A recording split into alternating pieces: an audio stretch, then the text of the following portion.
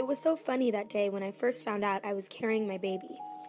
Just after the angel's visit, I left to spend time with Elizabeth for a few months. When I arrived, I greeted Zachariah outside the house, but he just waved. He was usually such a talkative fellow. I thought it was a bit strange.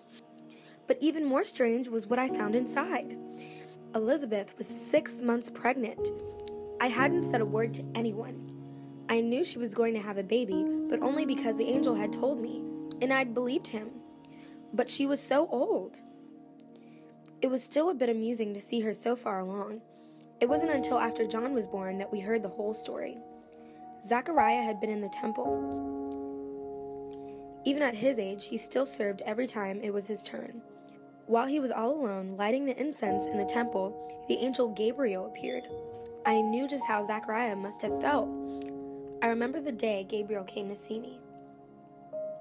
That's just a sight you don't soon forget.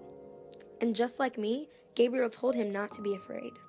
Now let me tell you, that's not an easy thing to do.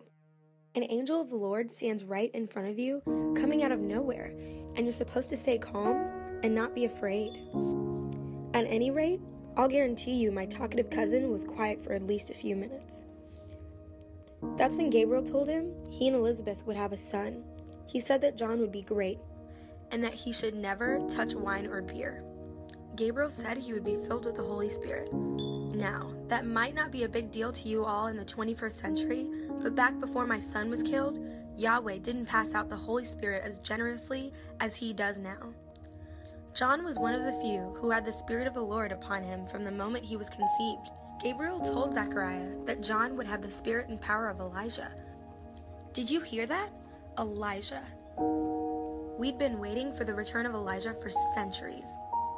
Everyone knew that Elijah was coming before the Messiah to prepare the way for him.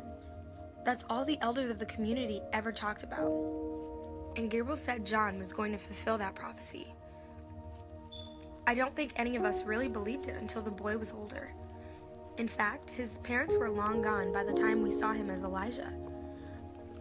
I told all of this to Luke, but he was still curious as to why Zechariah couldn't talk.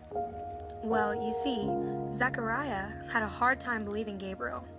After all, he and Elizabeth were old. No one Elizabeth's age had given birth since Sarah, as far as we knew. So, Zechariah was a little skeptical. But if there's one thing we learned from Zechariah, it's don't ever ask an angel, how do I know for sure you're telling the truth? Zechariah asked that angel for a sign. He wanted to be sure the angel knew what he was talking about. So God gave him a sign. For nearly 10 months, the man couldn't talk. That was a family joke for years. Oh my, did we see God move in those days. All those verses from the prophets were beginning to be fulfilled. And to think, God was using our little family. I'm still amazed at that. But John was just the beginning of the prophecy's fulfillment. My baby boy was, of course, the ultimate fulfillment of the prophecy.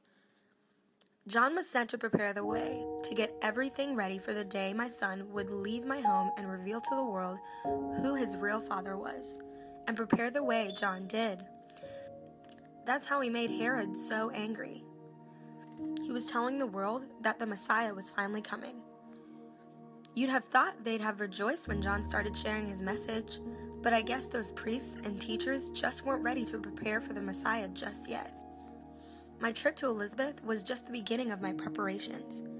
I still remember how exciting and terrifying it was to know that I was the mother of the Son of God.